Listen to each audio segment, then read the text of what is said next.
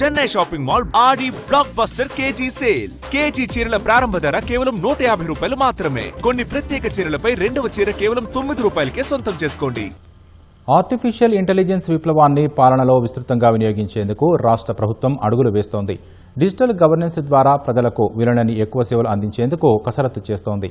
Telangana machine learning and artificial intelligence hub ద్వారా అధికార యంత్రాంగానికి ఏఐ అప్స్కిల్లింగ్ కార్యక్రమం చేపట్టారు.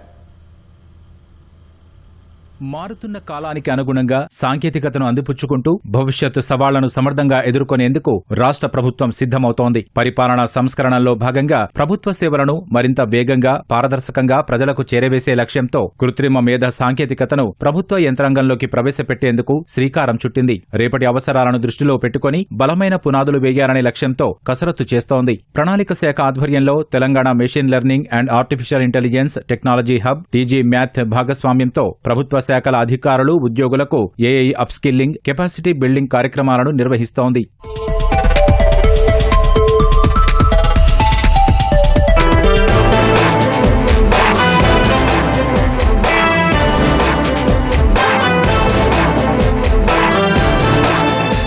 కేంద్ర సైన్స్ అండ్ టెక్నాలజీ విభాగం, రాష్ట్ర ప్రభుత్వం సంయుక్తంగా ఏర్పాటు చేసిన టీజీ మ్యాథ్ దేశంలోని ప్రముఖ artificial intelligence centre of excellence గా గుర్తింపు పొందింది. ప్రణాళిక శాఖతో కలిసి పనిచేస్తున్న టీజీ మ్యాథ్ రాష్ట్రంలో ఏఐ ఆవిష్కరణలను ప్రోత్సహించడంలో కీలక పాత్ర పోషిస్తోంది. ఇప్పటికే 180కి పైగా ఏఐ స్టార్టప్లకు అండగా నిలుస్తూ వినూత్న ఆలోచనలను ఆర్థిక వ్యవస్థకు, సామాజిక ప్రయోజనాలకు ఉపయోగపడేలా తీర్చిదిద్దుతోంది. పరిశ్రమలతో భాగస్వామ్యాన్ని విస్తరించడం, బాధ్యతాయుతమైన ఏఐ వినియోగాన్ని ప్రోత్సహించడం టీజీ మ్యాథ్ ప్రధాన లక్ష్యాలు. టీజీ మ్యాథ్ సంస్థ రాష్ట్ర ప్రభుత్వ అధికారులకు ప్రాక్టికల్ ఏఐ, జనరేటివ్ ఏఐ అంశాలపై ప్రత్యక్ష శిక్షణ ఇచ్చి సమగ్ర అవగాహన కల్పించే కార్యక్రమాలు చేపట్టింది.